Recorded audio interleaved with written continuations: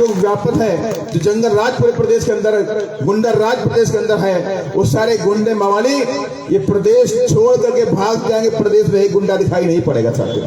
तो कांग्रेस के लोगों ने डराया धमकाया कि अगर तुम बीएसपी के लिए काम करोगे तुम्हारे हाथ पैर तोड़ देंगे। तो उसने कहा तुम मेरे हाथ पर कल तोड़ना है तो हाथ तोड़ दो, लेकिन मेरी आखिरी सांस बीएसपी के लिए रहेगी। यहाँ बहन जी भी पूरे प्रदेश के अंदर 10 सभाएं कर चुकी हैं। अब तक की सबसे ज्यादा ऐतिहासिक रिकॉर्ड है कि अलिया बहन जी की 10 सभाएं मध्य प्रदेश के अंदर हो चुकी हैं और आगे भी हो रही हैं, कंटिन्यूअस हो रही हैं। कल भी मालिया बहन जी की 2 सभाएं। सागर तथागत गौतम बुद्ध, सामाजिक परिवर्तन के अग्रदूत, शिक्षा के जनक महात्मा ज्योतिबा फूले, आरक्षण के जनक कुर्मी राजा छत्रपति शाहू जी महाराज, भारतीय संविधान के रचयिता, बौद्ध सत्व, भारत रत्न परम पूज्य बाबा साहेब डॉक्टर भीमराव अंबेडकर, दलितों, आदिवासियों, पिछड़ों, गरीबों और मुस्लिमों को राजनीति की मुख्य धारा में लाने वाले बम safe DS4 Bahujan Samaj party के संस्थापक मानवर श्रीकांत श्री राम साहब एवं बहुजन समाज में जन्मे उन तमाम संतों, गुरुओं और महापुरुषों के चरणों में श्रद्धा के सुमन अर्पित करते हुए और आज इस बरसिया विधानसभा की चुनावी नुक्कड़ सभा में हमारे बीच में उपस्थित हैं प्रदेश के प्रभारी जिया अहिवार जी, जोन प्रभारी CR वंशगार जी और साथ ही यहाँ पर उपस्थित है हमारे बहुजन समाज पार्टी के जो प्रत्याशी जिन्होंने अपनी 8 साल की सरकारी नौकरी छोड़ करके बहुजन समाज के हितों के लिए ये यहाँ पर रात दिन काम कर रहे थे। तो माननीय बहन जी ने इनको आशीर्वाद दे दिया कि हाँ आप विधायक बन के ज्यादा अच्छा काम कर सकते हो, तो आप विधायक बनने की तैयारी करिए। तो माननीय बहन जी को आशीर्वाद भी दिया। विश्राम बॉय मास्टर साहब बौद्ध जी, और जो मुझे पूरी आशा और उम्मीद है कि इस बार बड़ी लगन के साथ में लगे हुए, मेहनत के साथ में लगे हुए हैं और 17 तारीख को आप लोग हाथी का बटन दबाएंगे और उनको भोपाल हाथी पर बैठा के भेजेंगे भी। और आज ये चुनावी सभा है। चुनावी सभा के दौरान आपके सामने तमाम अन्य पार्टियां भी हैं, कांग्रेस पार्टी भी है, भारतीय जनता पार्टी भी है और ये दोनों पार्टियां अपने अलग अलग दावे करती हैं। और जबकि देश की आज़ादी के बाद, जब देश आज़ाद हुआ उसके बाद ये लंबे अरसे तक इस देश के अंदर, इस प्रदेश के अंदर भारतीय जनता पार्टी और कांग्रेस ने ही राज किया, इसके अलावा किसी और पार्टी ने राज नहीं किया। लेकिन आज भी पूरे देश के अंदर आज देख रहे हैं दलितों की, आदिवासियों की, पिछड़ों की, गरीबों की हालात बड़े बद से बदतर। पूरे देश के अंदर इनके हालात खराब है, लेकिन इनके सुनने वाला कोई नहीं।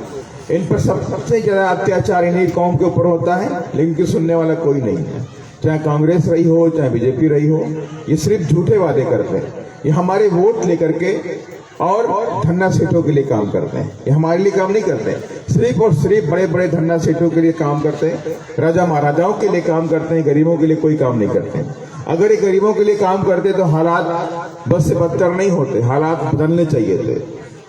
आज पूरे प्रदेश के अंदर आपने देखा कि किस तरह से अत्याचार दलितों पर हुआ, आदिवासियों पे हुआ, गरीबों पर भी हुआ, पिछड़े समाज के बच्चों पर भी हुआ, बच्चियों पर भी हुआ। लेकिन उसके बाद भी अभी हमसे कहते हैं कि हमें वोट कर दो। भाई किस आधार पे आप वोट कर दें? प्रदेश के अंदर मुख्यमंत्री जी कहते हैं कि 52% की आबादी ओबीसी की है। ये मुख्यमंत्री जी की खुद की एक रिपोर्ट है, खुद का उन्होंने बोला भी है कि 52% की आबादी आसपास यहाँ पर ओबीसी के लोगों की है। लेकिन ओबीसी के लोगों को आज तक 27% रिजर्वेशन नहीं मिला। 27% रिजर्वेशन के लिए भी ओबीसी संघर्ष करता हुआ नजर आता है, लेकिन ओबीसी को 27% रिजर्वेशन शिक्षा और नौकरियों में नहीं दिया गया। और यही नहीं, आप अगर दलितों की बात करें, आदिवासियों की बात करें, तो अभी बताया भी वंशगार जी ने किस तरह से आदिवासी भाइयों पर अत्याचार हुआ, सर पे पेशाब कर दी गई और भी तमाम तरह घटनाएं यहाँ पे देखने को मिली हैं। और यही नहीं, अभी आपके सागर जिले में एक अहिरवार बच्ची के परिवार में किस तरह से कहा डाया गया कि उस बच्ची को उसने 2018 के ऊपर उसने कोई FIR करवाई, उस पर कोई छेड़खानी का मुकदमा उसने कराया किसी के ऊपर, लेकिन उसी आदमी ने उस पर दबाव बनाया कि अपना मुकदमा, अपना केस वापस दे दो। वो बच्ची निडर थी, उसने वापस नहीं लिया। उन दबंग लोगों ने उसे घर में हमला किया, उसके भाई को पीट के मार डाला, उसकी माँ को नग्न अवस्था में पूरे गांव में घुमाया, उसके आवाज उसके बाद भी उसके घर को तहस नहस कर दिया गया, पूरे घर को ढहा दिया गया। और किसकी राज में होता है? ये राज करने वाले लोग वही हैं, कहीं बीजेपी के होते हैं, कहीं वो कांग्रेस के लोग होते हैं। लेकिन इस बार एक बीएसपी ने ठान लिया है कि गुंडागर्दी खत्म करके रहेंगे, मध्य प्रदेश के अंदर गुंडागर्दी खत्म करेंगे, जंगल राज खत्म करेंगे।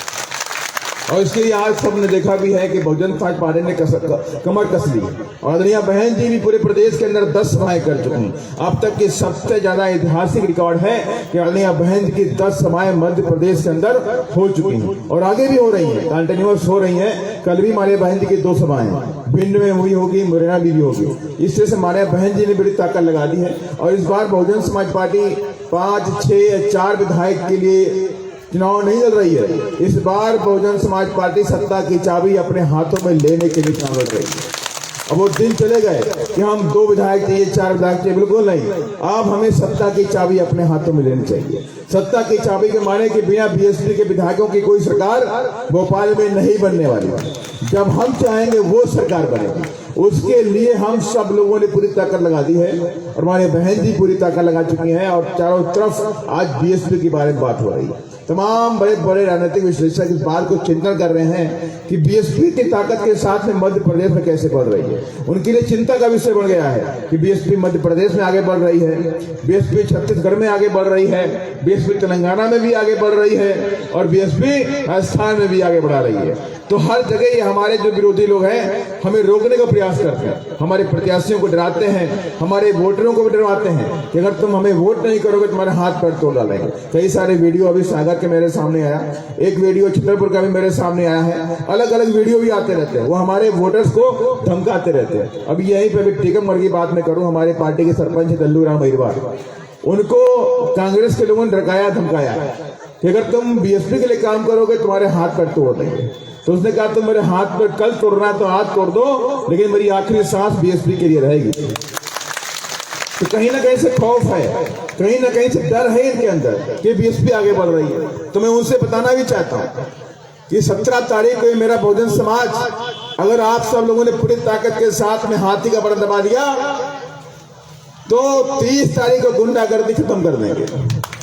जंगल राज जो पाया जो व्यापक है, जो जंगल राज पूरे प्रदेश के अंदर, गुंडा राज प्रदेश के अंदर है, वो सारे गुंडे मवाली ये प्रदेश छोड़ करके भाग जाएंगे। प्रदेश में एक गुंडा दिखाई नहीं पड़ेगा साथियों।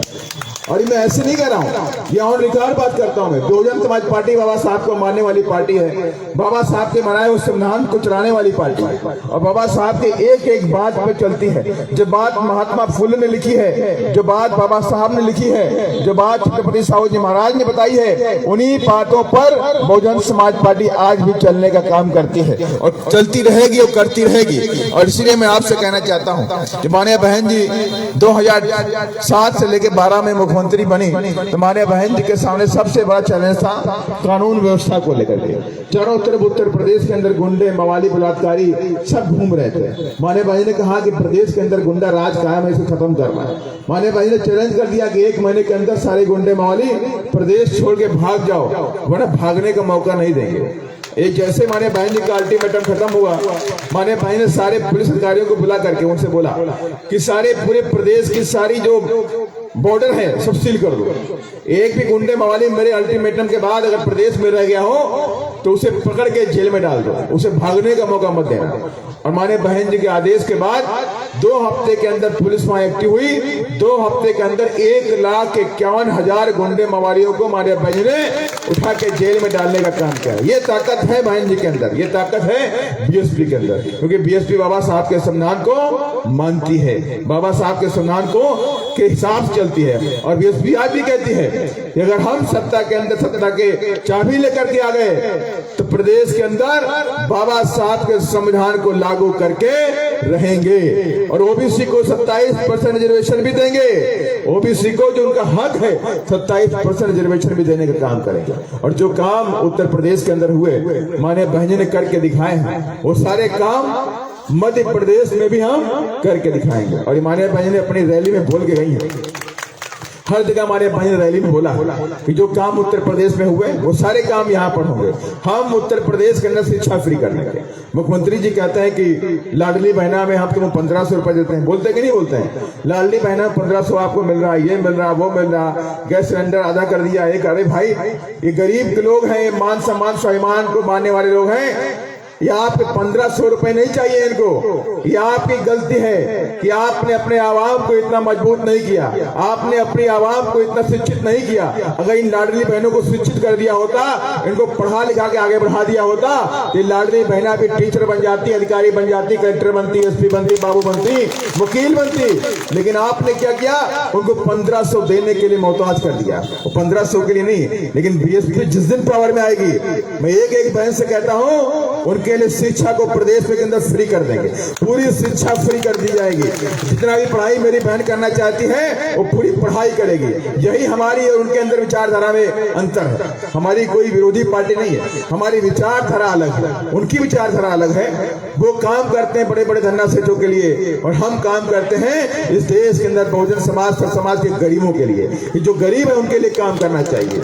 हमारी सोच है कि मजदूर का बच्चा मजदूर न बने। हमारा सोच है कि मजदूर का बच्चा भी पढ़ लिख करके कलेक्टर, एसपी, डीएम और इंजीनियर बन जाए, डॉक्टर बन जाए। और उनकी सोच है कि मजदूर का बच्चा मजदूर बन जाए।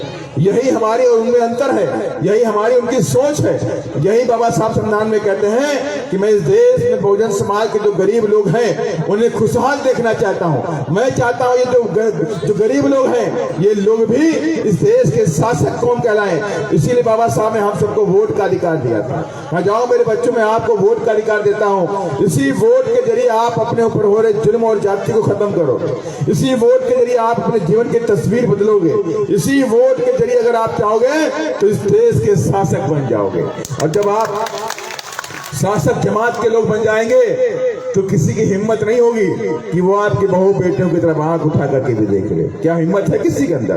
कोई राजा महाराजाओं की बहू बेटियों की तरफ आंख उठाता है? जब आप राजा महाराजा बन जाओगे, इस देश के शासक कौन कहलाओगे, तो किसी की हिम्मत नहीं होगी कि आपकी बहू बेटी बच्चे की तरफ आंख उठा करके भी देख ले। इसलिए मैं आपसे कहना चाहता हूं कि चुनाव के दौरान तमाम विरोधी पार्टी साम दाम दंड भेद लगाने का काम करेंगे, लेकिन आपको किसी के बहकावे में नहीं आ रहा है, किसी के भी रत्ती भर बहकावे में नहीं आ रहा है। और इस बार बाबा साहब का नाम लेकर सबसे पहले सुबह उठ करके अपना वोटर आईडी कार्ड लेकर के वहां पर वोट डालने चले जाना है। उसके जब वोट पड़ जाए तब आप जाकर के चाय पीजिए, खाना खाइए, उससे पहले कुछ नहीं। हम व्रत कर लेंगे, लेकिन पहला काम वोट डालेंगे, हाथी का बटन दबाएंगे जाकर के। जिस दिन आप सभी लोगों ने ये काम कर लिया 100%, मैं दावे के साथ में कहता हूं कि मध्य प्रदेश में परिवर्तन होगा और बदलाव भी होगा। बहुजन विचारधारा को घर घर तक पहुंचाने के लिए हमारे YouTube चैनल को सब्सक्राइब करें,